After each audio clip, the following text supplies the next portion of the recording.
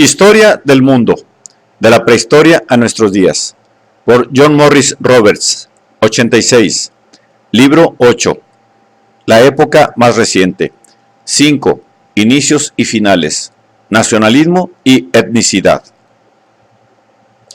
Mucho antes de la caída de la URSS, estaba claro que muy pocos rincones del mundo permanecerían absolutamente inmunes a lo que estaba ocurriendo en Europa.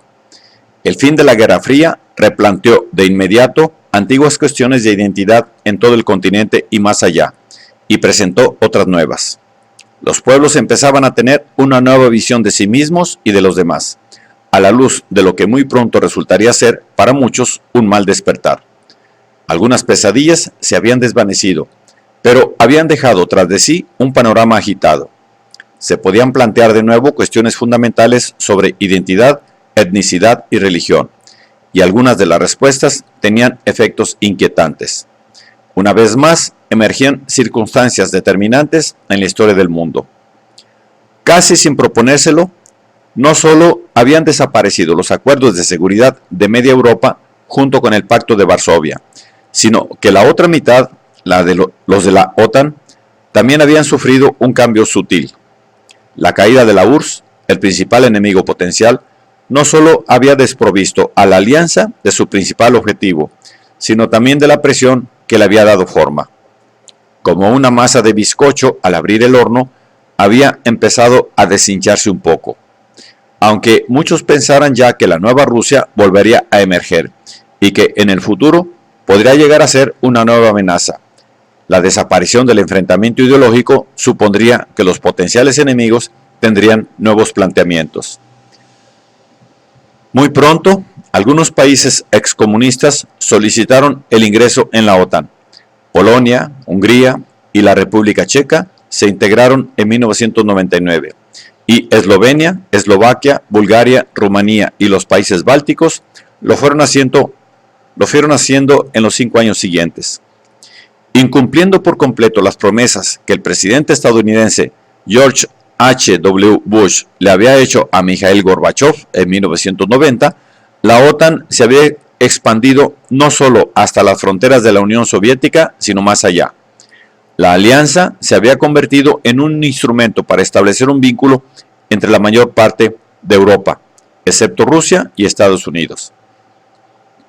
Pese a todo, el objetivo de su poder militar no estaba en absoluto claro, aunque a mediados de la década de 1990, el gobierno estadounidense empezara a ver en la OTAN un medio para gestionar los nuevos problemas europeos, en particular en la ex Yugoslavia y su aplicación fuera de la zona europea. Tras la Guerra Fría, por primera vez en el siglo, el destino de los pueblos del este y el sudeste de Europa parecía estar enteramente en sus propias manos.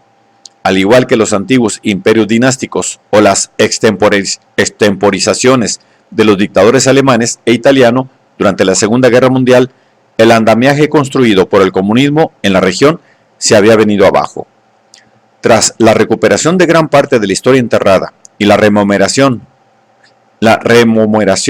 e incluso la invención de otra parte, el resultado de muchos casos era desalentador. Eslovaquia se mostraba descontenta con su inclusión en Checoslovaquia, pero a su vez tenía un gran porcentaje de población húngara, al igual que ocurría en Rumanía. Hungría podía protestar más abiertamente por el trato dado a los magiares al norte y al este de sus fronteras. Pero sobre todo era en la ex Yugoslavia donde las antiguas disputas iban escalando rápidamente y dando pie a nuevos brotes de violencia y de crisis. En 1991, cuando todas las exrepúblicas del Estado Federal Yugoslavio ya habían declarado la independencia, la población serbia estaba en guerra con los nuevos gobiernos de Croacia y Bosnia-Herzegovina. Las minorías serbias recibían apoyo del gobierno de Belgrado, con el nacionalista radical Slobodan Milosevic a la cabeza, apoyado por las fuerzas que quedaban del ejército federal yugoslavo. La guerra civil en Bosnia-Herzegovina fue escenario de las peores atrocidades contra civiles en Europa desde el final de la Segunda Guerra Mundial, en la lucha de los 3 grupos étnicos principales: serbios, croatas y musulmanes bosnios. por controlar el mayor territorio posible, en muchos casos expulsando a los otros de población durante su avance. A los otros grupos de población durante su avance. En 1995, las fuerzas serbias asesinaron a varios miles de civiles bosnios en Srebrenica, y entre 1992 y 1999, Sarajevo, la capital bosnia, estuvo sitiada por las fuerzas serbias. Tanto la Unión Europea como Estados Unidos se mostraron poco dispuestos a intervenir, y hasta que llegaron las primeras derrotas serbias, no fue posible alcanzar un acuerdo en Dayton, Ohio, Estados Unidos, en octubre de 1995. En una región que antes era un pacífico mosaico con diferentes grupos étnicos, Bosnia-Herzegovina pasó a hablarse de limpieza étnica, la expulsión por la fuerza de personas definidas como enemigos. Croacia aprovechó los fracasos militares serbios en la región para reclamar Krajina, expulsando a su vez a la población serbia, mayoritaria en la zona. Después de pasar de un desastre a otro en su autoproclamada defensa de los serbios, Milošević cayó por fin en 2000, tras su política de mano dura en la región de Kosovo, de mayoría albanesa, que había provocado la intervención de la OTAN para frenar a sus tropas. Temiéndose una repetición de las atrocidades cometidas en Bosnia, los aliados occidentales alcanzaron por fin un acuerdo para intervenir. Con todo ello, los primeros años de la década de 1990 dejaron a millones de europeos del este sumidos en graves problemas y dificultades. No se alcanzaban acuerdos que legitimaran principios e ideas. Aún en el caso de que en determinados países de la región existieran élites modernizadoras, fueran efectivas o no, estas siempre se encontraban entre la antigua jerarquía comunista. Era inevitable que los profesionales, los gestores y los expertos que habían hecho carrera en el seno de las estructuras comunistas siguieran gobernando, porque no había nadie para sustituirles. Otro problema era la veleidad de poblaciones enteras que votaban dejándose llevar por la euforia generada por la revolución política. Se sentía nostalgia por la aparente seguridad de antaño.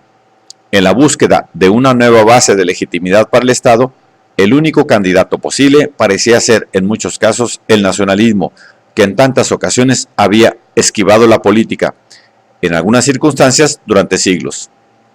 Los antiguos sentimientos tribales habían reaparecido a toda prisa, y muy pronto las historias imaginarias volvían a adquirir tanta importancia como lo que realmente había ocurrido en el pasado.